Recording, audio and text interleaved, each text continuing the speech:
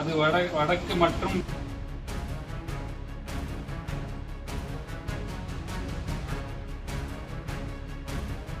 बंगाल की खाड़ी में विकसित हो रहे चक्रवात मोथा ने अब गंभीर रूप धारण कर लिया है। भारतीय मौसम विभाग के अनुसार ये डिप्रेशन अब चक्रवाती तूफान में बदल चुका है और अगले 24 घंटों में गंभीर चक्रवाती तूफान बन सकता है। फिलहाल इसकी अधिकतम हवा की गति 90 से 100 किलोमीटर प्रति घंटा है, जो 110 किलोमीटर प्रति घंटा तक पहुंच सकती है। तूफान उत्तर पश्चिम दिशा में बढ़ रहा है और आंध्र प्रदेश के तट पर 28 अक्टूबर की शाम या रात में दस्तक दे सकता है।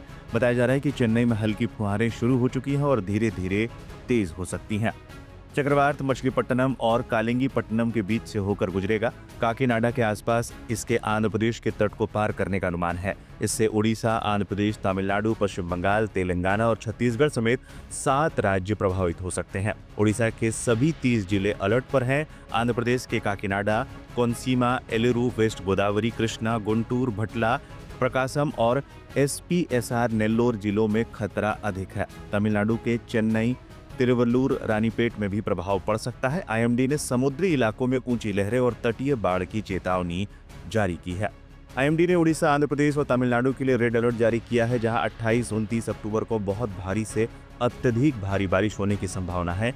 आंध्र प्रदेश के 9 जिलों में रेड अलर्ट है, जबकि बाकी हिस्सों जैसे कि तमिलनाडु और ओडिशा में ऑरेंज अलर्ट लागू है। पश्चिम बंगाल, तेलंगाना और छत्तीसगढ़ में भी भारी बारिश का अनुमान है। हवा की गति 110 किलोमीटर प्रति घंटा तक पहुंच सकती है, जिससे पेड़ उखड़ने और बाढ़ का खतरा है। मछुआरों को 29 अक्टूबर तक समुद्र में न जाने की सलाह दी गई है।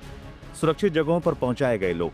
राज्यों ने तैयारी शुरू कर दी है। आंध्र प्रदेश के काकीनाडा और कोनसीमा के 34 तटीय गांवों से 6000 से अधिक लोगों को सुरक्षित स्थानों पर पहुंचाया जा रहा है, जिसमें 428 गर्भवती महिलाएं शामिल हैं। विशाखापट्टनम, अनाकापल्ले और वेस्ट गोदावरी में स्कूल 27-28 अक्टूबर को बंद रहेंगे। उड़ीसा के 8 दक्षिणी जिलों मलकानगिरी, कोरापुट आदि में रेड जोन घोषित किया गया है, जहां साइक्लोन शेल्टर बनाए जा रहे हैं। एनडीआरएफ और एसडीआरएफ टीमें तैनात हैं। विभाग के लोगों की छुट्टियां रद्द कर दी गई हैं और जलाशयों से पानी छोड़ा जा रहा है।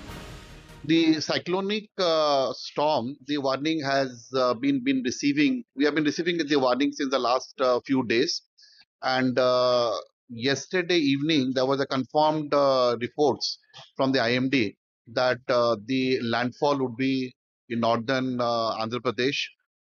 So if it is in northern Andhra Pradesh, so southern districts of Odisha generally will receive heavy rainfall, and wind speed will also be high in southern districts. Fortunately, our district is a coastal district, but it's in the northern part of Odisha. So we had made all preparations, but as it appears, but there will not be much problem for our district, especially, excepting the fact that we'll have rainfall on 30th October and 31st of October.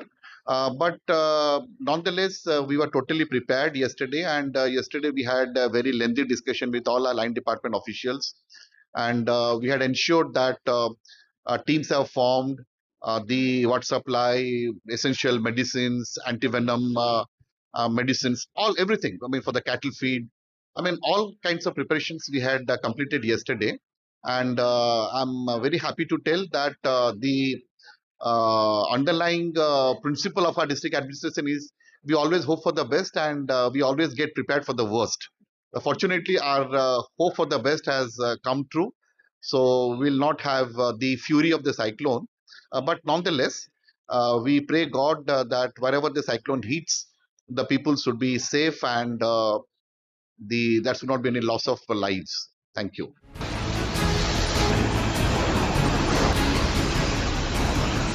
அது வடக்கு மற்றும்